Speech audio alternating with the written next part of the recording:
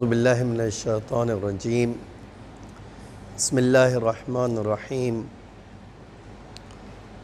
الحمد للہ الذی کفا وسلام علی عبادہ الذین اصطفیٰ محمد وآلہ الطاہرین لا سیما الامام المبین بقیت اللہ فی الارضین الحجۃ الثانی عشر الامام المہدی المنتظر صلوات اللہ وسلامہ علیہ اما بعد فقد قال رسول اللہ صلی اللہ علیہ وآلہ وسلم فی دعائہ اللہم اجعل صیامی فیہ بالشکر والقبول علی ما ترضاہ ویرضاہ الرسول محکمۃ فروعہ بالاصول۔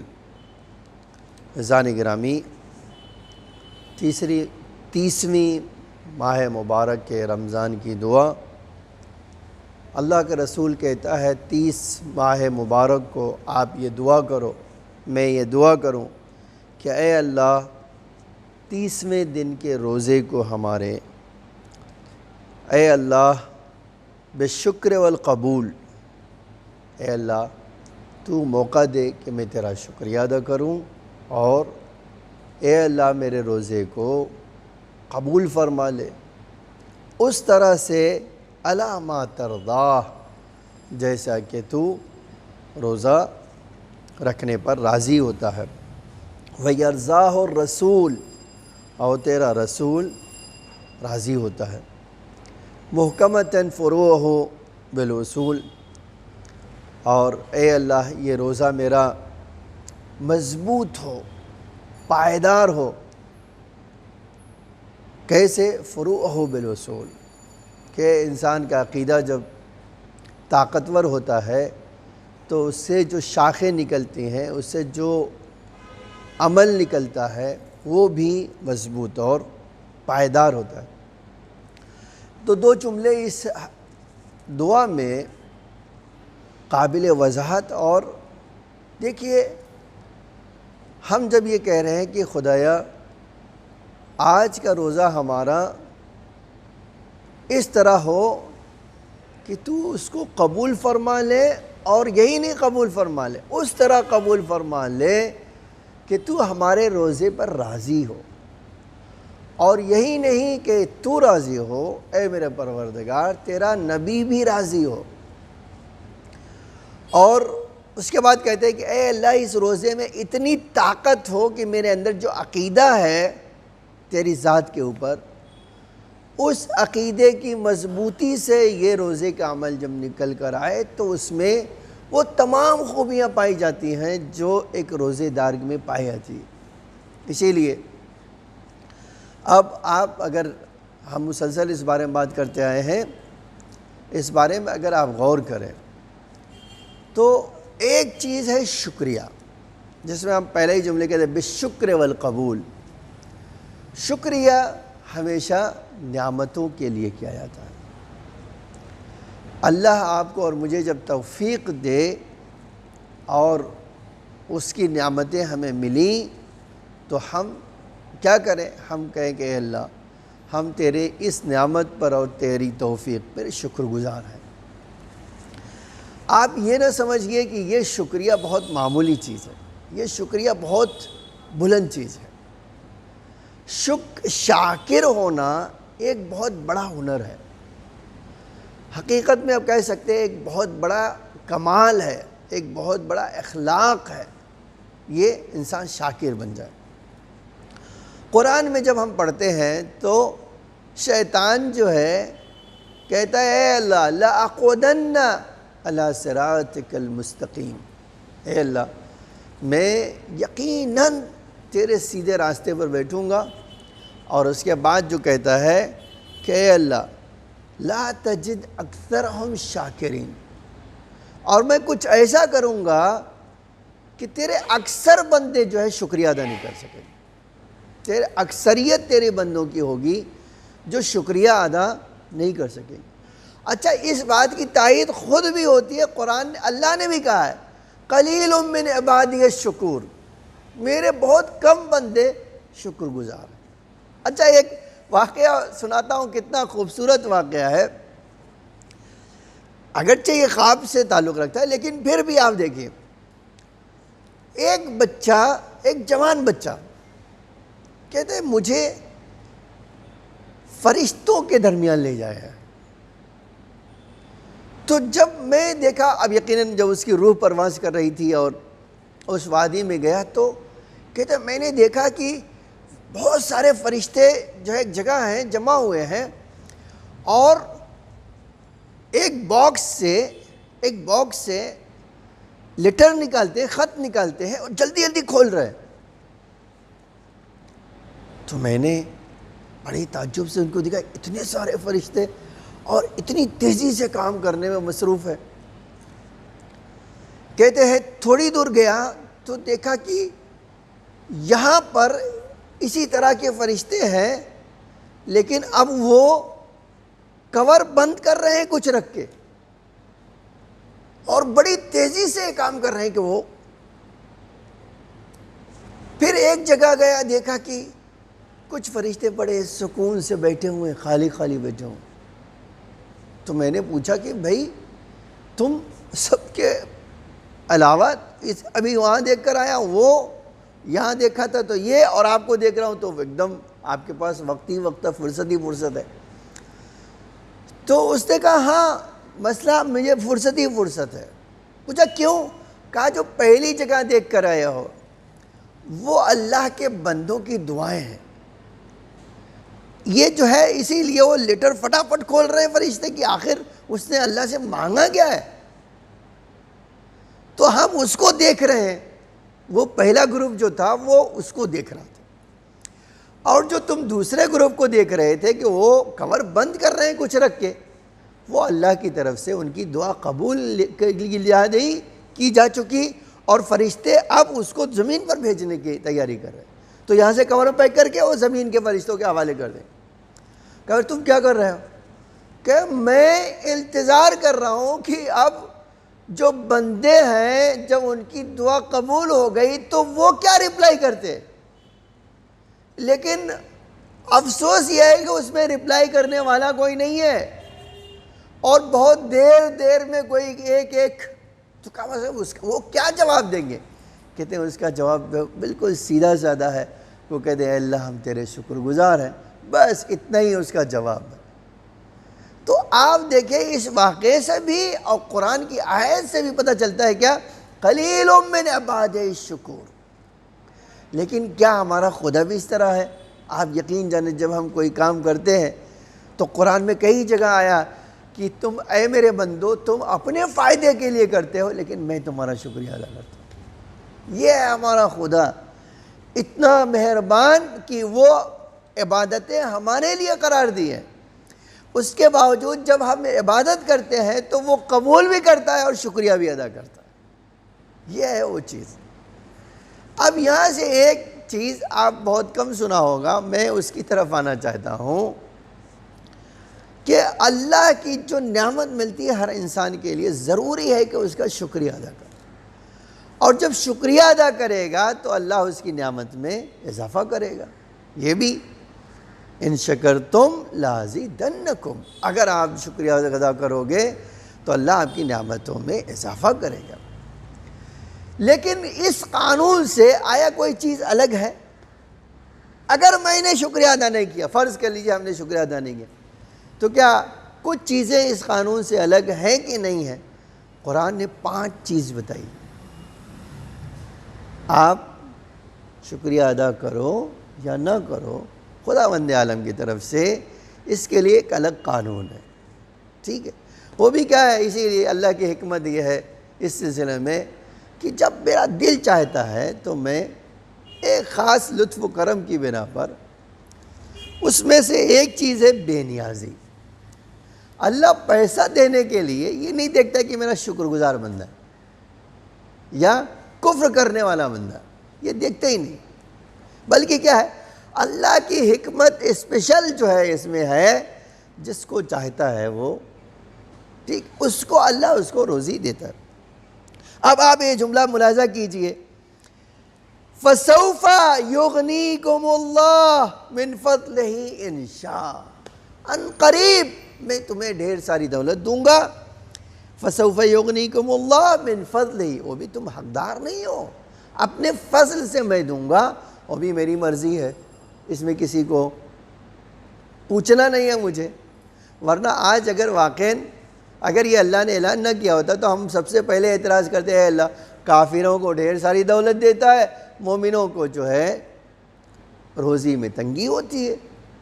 تو اللہ خود اعلان کرتا ہے کہ وہ شاکر ہوں یا نہ ہوں، میں خاص لوگوں کو، کچھ لوگوں کو اپنے فضل سے ڈھیر سارے روزی عطا کرتا ہوں۔ یہ ایک قانون ہے، وہ شکر سے الگ بالکل۔ اور دوسری چیز یہ بھی ہے دعا کی قبولیت۔ اللہ کہتا ہے نالائق بندہ ہو یا لائق بندہ ہو، شاکر ہو کافر ہو، ہاتھ اٹھائے گا تو میں یہ نہیں دیکھوں گا کہ کتنا شکر کرنے والا ہے، میں اس کی دعا کو قبول کروں گا۔ عزیزو، 30 ماہ مبارک 30واں روزہ ہو اور آپ کو اور مجھے موقع ملے دعا کرنے کا، تو آپ اس سے بالکل بے پرواہ ہو کر دعا کریں۔ اور وہ بھی کیسی دعا کریں؟ آج کی شب اور آج کا دن دعا ہی کی شب ہے، دعا ہی کا دن ہے۔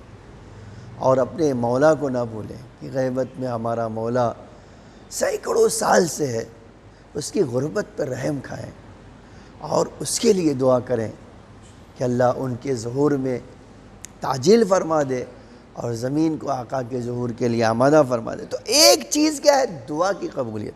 قرآن کہتا ہے فَيَكْشِفُ مَا تَدْعُونَ إِلَيْهِ إِنْ شَاءَ، اللہ جو یہ بندے میرے دعا کرتے ہیں ان کو قبول کرے گا، کہتے ہیں اس کے لیے انشاء، میری مرضی ہے اس میں، اس کے لیے کوئی قانون کی ضرورت نہیں ہے مجھے۔ تو ایک اور چیز جو اس قانون شکر گزاری اور ناشکری سے الگ ہے، وہ کیا ہے؟ دعا کی قبولیت۔ تیسری چیز جو ہے یہ ہے روزی دینا۔ اللہ کہتا ہے یرزق من یشاء بغیر حساب، روزی دینے کے لیے بھی میں کبھی بھی وہ نہیں دیکھتا ہوں کہ یہ شاکر ہے یا نہیں ہے۔ دیکھیے پہلے میں بے نیاز ہونا ضروری نہیں ہے کہ پیسے سے بے نیاز کرے اللہ، لیکن روزی ایک الگ چیز ہے، ہاں بے نیازی ایک الگ چیز ہے۔ اسی لیے کسی نے چوتھے امام نے دعائے مکارم الاخلاق میں یہ جملہ فرمایا کہ اے اللہ، بے نیازی یہ نہیں ہے کہ انسان کے پاس ڈھیر سارا دولت ہو، بے نیازی یہ ہے کہ انسان کا دل بے نیاز، انسان کا دل غنی ہو، تو غنا آتی ہے انسان کے وجود کے اندر سے۔ یہ جو ہے دولت کے آنے جانے سے غنا پیدا نہیں ہوتا ہے۔ اور آپ اسی لیے تیسری چیز جو اس قانون سے الگ ہے، اللہ قرآن میں کہتا ہے یرزق من یشاء بغیر حساب، کسی کو اللہ روزی بے حساب عطا کرتا ہے۔ اس میں شاکر ہو یا نہ ہو، کافر ہو، اس سے کوئی مسلمان ہو مومن ہو، اس سے کوئی فرق نہیں پڑتا۔ اور چوتھی چیز جو ہے مغفرت۔ اللہ کہتا ہے کہ میں جب مغفرت عطا کرتا ہوں تو یہ نہیں دیکھتا ہوں کہ یہ میرا نالائق بندہ تھا یا اگر لائق بندہ دیکھے گا تو دنیا کی اکثریت جو ہے گنہگاروں کی تو لائق ہے نہیں۔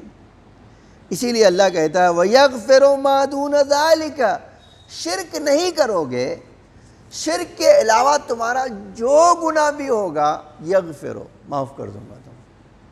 اور بھی کس لیے؟ لمن یشاء، من یشاء، اللہ کہتا ہے جس کو چاہوں گا معاف کروں گا۔ اسی لیے لوگ کہتے ہیں اور یہ اعتراض بھی کرتے ہیں کہ جب گنہگار اللہ کی بارگاہ میں جائیں گے قیامت کے دن تو اللہ معاف کرے گا، اور جب کوئی اعتراض کرے گا تو اللہ کہتا ہے میں کوئی پرواہ نہیں کروں گا، کسی کے اعتراض کی پرواہ نہیں کروں گا، میں جتنے بھی آج اسی لیے ہم کہتے ہیں ہمارے پاس جو ولایت کے لیے دلیلیں پائی جاتی ہے محبت اہل بیت کے لیے، اس میں ایک بہت خاص نقطہ ہے۔ وہ کیا ہے؟ اگر ولایت اہل بیت ہے تو امام کہتے ہیں بہرحال تمہیں معافی مل ہی جائے گی، ٹھیک ہے، کبھی خود اللہ معاف کر دے گا، کبھی شفاعت کے ذریعے سے معاف کر دے گا۔ آج ہمارے پاس یہ روایت کا جملہ ہے بی بی ہماری قیامت میں اپنے شیعوں کو اس طرح چن لیں گی جس طرح ایک کبوتر سینکڑوں میل کی دوری سے اپنا ایک دانہ چن لیتا ہے۔ اپنی غذا کا ایک دانہ سلیکٹ کر لیتا ہے، اس طرح بیوی ہماری میدان محشر سے اپنے شیعوں کو اٹھا لیں گی۔ یہ خود اس کو کہتے ہیں کہ اللہ میں کہتا ہے معاف کروں گا اور کوئی قانون کی مجھے کوئی ضرورت نہیں ہوگی۔ اور چوتھی چیز جو ہے توبہ ہے۔ اللہ کہتا ہے جو میری طرف پلٹ کر آئے گا، یتوب اللہ علی من یشاء، تو میں بھی اس کی طرف جو ہے آیا میرا بندہ، میں اس کو اپنی بارگاہ سے بھگاؤں گا نہیں، میں اس کو اپنے دروازے پہ آیا ہے تو میں اس کو قبول کر لوں گا، میں ہرگز اس کو یہاں سے ریجیکٹ کرنے والا نہیں۔ اور آپ دیکھیے جب آپ اس طرح کی روایت کو پڑھتے ہیں تو آپ کو اندازہ ہوتا ہے کہ یہ کتنی عظیم شے کا نام۔ وہ کیا ہے؟ پیغمبر رات بھر اٹھ کے عبادت کرتے تھے اور زار و قطار روتے تھے۔ آج یہ عائشہ نے روایت کی ہے کہ ایک دن اللہ کے رسول میرے وہاں تھا، میرے وہاں ان کی اللہ کے رسول کی پاری تھی۔ آپ جانتے ہیں کہ اللہ کے رسول ایک شب اپنی ازواج کے پاس گزرتے تھے۔ کہتے ہیں ایک بار میری آنکھ کھلی، دیکھا مجھے رسول اللہ نظر نہیں آئے، تو مجھے یہ تو تھی بھی ماشاء اللہ، تو اب جاسوسی کرنے کے لیے گھر سے باہر نکلی، دیکھا اللہ کے رسول چھت کے اوپر سجدے کی حالت میں زار و قطار رو رہا ہے اور اللہ سے مناجات کر رہا ہے۔ اب یہ کھڑی رہی، کب تک کھڑی رہی؟ بہرحال کہتی کافی دیر تک اللہ کا رسول سجدے میں رہا اور مسلسل مناجات کرتا رہا۔ اب جب اللہ کے رسول نے سر اٹھایا اور آئے تو میں نے پوچھا اے اللہ کے رسول، آپ کے لیے خدا نے کہا ہے ما تقدم من ذنبک وما تاخر، اے میرے حبیب آپ تو ایسے ہیں کہ کوئی گناہ آپ سے سرزد ہوتا نہیں، اور اللہ نے ویسے بھی آپ کو گارنٹی دی ہے کہ آپ کی حفاظت کرے گا، آئے تطہیر آپ کے گواہ ہیں، تو آپ کو کیا ضرورت ہے اتنا رونے کے لیے؟ آپ کو اتنا فریاد کرنے کی، اتنا مناجات کرنے کی ضرورت کیا ہے؟ جواب میں اللہ کے رسول نے بہت اچھا جملہ فرمایا، بہت خوبصورت جملہ فرمایا الا اکون عبدا شکورا، اے حمیرہ کیا نہیں چاہتی ہو کہ میں اللہ کا شکر گزار بندہ بنوں؟ تو آپ دیکھیے یہ جو مسئلہ ہے کہ آپ اللہ سے کہیں کہ اے اللہ میرے روزے کو اس طرح قرار دے کہ میں تیرا شکریہ ادا کر سکوں اور تو میرے روزے کو اس طرح قبول کر لے جیسے تو چاہے گا۔ ایک جملہ اور یہ تھا، شکریہ کے بارے میں میں نے تھوڑی سی بات کی، اب آنا چاہتا ہوں دوسرا جو جملہ ہے، اے اللہ اس طرح قبول کر لے جیسے تو راضی ہے۔ پھر اس کے بعد والا جو جملہ ہے نا کہ اے اللہ تو بھی راضی ہو، تیرا رسول بھی راضی ہو۔ اب ہم جب کہتے ہیں اللہ کا رسول راضی ہو تو یہ بھی ایک مسئلہ ہے نا، لوگ کہتے ہیں اللہ کو راضی کرو ورنہ شرک ہو جائے گا۔ میرے بھائی اللہ کا رسول خود کہہ رہا ہے کہ اے اللہ میں ایسی عبادت کروں جس سے تو بھی راضی ہو، تیرا رسول بھی راضی ہو۔ اس سے ایک اور پیغام جاتا ہے کہ ہمارے اعمال اس طرح ہونا چاہیے جیسا اللہ کا رسول چاہتا ہے، اس طرح نہیں ہونا چاہیے جیسے ہم چاہتے ہیں۔ آج اللہ کا رسول مستحب نماز جماعت سے بنا کرتا رہا، نہ پڑھو، بدعت ہے یہ، مستحب نماز جماعت سے نہیں ہو سکتی ہے، اور مسلمان تراویح کے نام پہ پڑھتے رہے، تو آیا اللہ کا رسول راضی ہوگا اس پہ؟ اللہ کا رسول ہرگز راضی نہیں ہو۔ اسی طرح عزیزان گرامی دین میں جو بدعتیں رسول اللہ کے بعد رسول اللہ کے نام سے ایجاد کر دی گئی، اس پہ اللہ کا رسول تھوڑی راضی ہوگا، ہرگز اللہ کا رسول اس سے راضی نہیں ہوگا۔ اور اسی کے برخلاف بھی ہے، آپ دیکھیے یہ جو دعا ہے اللہ کا رسول دعا کرتا تھا، علی علیہ السلام کے لیے بھی دعا کیا، حضرت زہرا کے لیے بھی، امام حسن امام حسین کے لیے بھی دعا کیا۔ یہ جو جملہ آیت تطہیر کا بھی ہے، آیت تطہیر میں جب پنجتن جمع ہوئے تو کہا اے اللہ یہ میرے اہل بیت، یہ میرے اہل بیت یہ ہیں۔ میں ان کو دوست رکھتا ہوں، ان سے محبت کرتا ہوں۔ اے اللہ، ہر آدمی جو ان سے تو محبت کرتا ہو تو بھی ان سے محبت کر۔ آج یہ جملہ بی بی کے لیے جناب سلمان نقل کرتے ہیں کہ اللہ کے رسول نے فرمایا، عجب جملہ فرمایا، اللہ کے رسول نے فرمایا، اے سلمان، میں اس سے راضی ہوں جس سے میری زہرا راضی ہے، اس سے ناراض ہوں جس سے میری زہرا ناراض ہے۔ جو میرے اہل بیت کو ناراض کرے گا میں اس سے ہرگز راضی نہیں ہوں گا۔ عزیزان گرامی، یہ بھی شاید آخری دن یہ دعا کر رہے ہیں ہم، اس کا مطلب یہ ہے اللہ کا رسول چاہتا تھا بیوی ہم سے راضی ہو، ان کو راضی کرنا، اہل بیت کو راضی کرنا، اہل بیت کو ناراض نہ کرنا۔ عزیزان گرامی، یہی بات سمیٹ لیتا ہوں۔ اس بات کے ساتھ جتنا عقیدہ انسان کا مضبوط ہوگا اتنا ہی اس کا عمل اچھا ہوگا۔ ہم نے پورے مہینے روزہ رکھ لیا، دعا کر لیا، الحمدللہ رب العالمین، آخری دن میں یہ ضرور کہیں کہ اے اللہ، ہمارے اندر ولایت کو اتنا مضبوط کر دے جس سے تیرا رسول اور تو راضی ہو۔ اور اس کی دلیل، بی بی کے راضی ہونے کی دلیل یہ ہے، جب ہم یہ پڑھتے ہیں، آپ پڑھتے ہیں کہ اللہ اس جگہ کو دوست رکھتا ہے جہاں حسین کا، علی کا ذکر ہو، فاطمہ کا ذکر ہو۔ اب ہم بارہا اپنی مجلسوں میں کہتے ہیں، اور ہمارے اماموں کی سیرت نے، زہری نے اپنی لڑکی کی شادی کی اور امام سجاد سے کہا مولا میرے گھر تشریف لائی، تو امام نے فرمایا اے زہری، جب سے کربلا ہوئی ہے ہم کسی وہاں شادی میں نہیں جاتے، اب ہمارے لیے کوئی خوشی نہیں رہ گئی۔ اس نے کہا مولا میں بلانا چاہتا ہوں آپ کو، اگر بلانا چاہتا ہوں اور آپ آئیں، تو کہا زہری ایک ہی صورت ہے، ہمارے بابا کی مجلس رکھو۔ کہا ٹھیک ہے مولا، میں آپ کے بابا کی مجلس رکھتا ہوں، آپ کو بلانا ہی ہے مجھے۔ زہری کہتے ہیں کہ میں نے امام سجاد مجلس رکھی، بلایا، امام کو بٹھایا منبر کے پاس، لیکن ابھی مجلس ختم نہیں ہوئی تھی، سارے لوگ گریہ کر رہے تھے، میں نے دیکھا امام نہیں ہے، تو میں بے چین ہو گیا کہ مولا یہاں بٹھایا تھا، میں چلے کہاں گئے؟ اب جب میں نے نظریں دوڑائی تو دیکھی امام دروازے پہ میرے کھڑے ہیں، جہاں مجلس سے عزا ہو رہی تھی اس کے دروازے پہ امام کھڑے ہیں۔ کہتے میں گھبرا کے آیا، کہا مولا آپ یہاں کیوں آ گئے؟ ہم نے تو آپ کو منبر کے پاس بٹھایا تھا۔ عجب جملہ ہمارے آقا نے فرمایا، کہا اے زہری، اگر تم وہ دیکھ سکتے جو میں دیکھ رہا ہوں تو تم بھی یہیں آ کر کھڑے ہوتے۔ کہا مولا کیا آپ دیکھ رہے ہیں؟ کہا ہماری دادی پرسے کے لیے آئی ہیں، رسول اللہ پرسے کے لیے آئے۔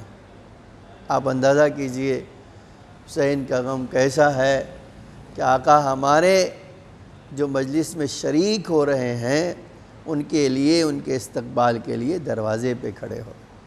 آپ کبھی سوچئے، اسی لیے امام حسین نے پوچھا تھا ماں میری شہادت ہو جائے گی، میں اس دنیا سے چلا جاؤں گا، میرے عزادار مجھ پر روئیں گے، اماں آپ کیا میرے عزاداروں کو دیں گی؟ بڑا عجب جملہ بی بی نے فرمایا تھا، میرے نور نظر میں جنت کے دروازے پہ کھڑی ہو جاؤں گی، اس وقت تک جنت میں نہیں چاہوں گی جب تک تیرے ہر شیعہ کو میں جنت میں نہ پہنچا لوں۔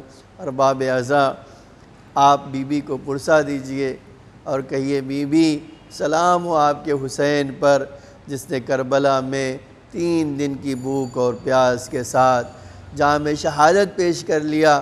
بی بی ہمارا سلام حسین کی اولاد پر، حسین کی ذات پر اور ان تمام لوگوں پر جو آقا کے ساتھ کربلا میں شہید ہوئے۔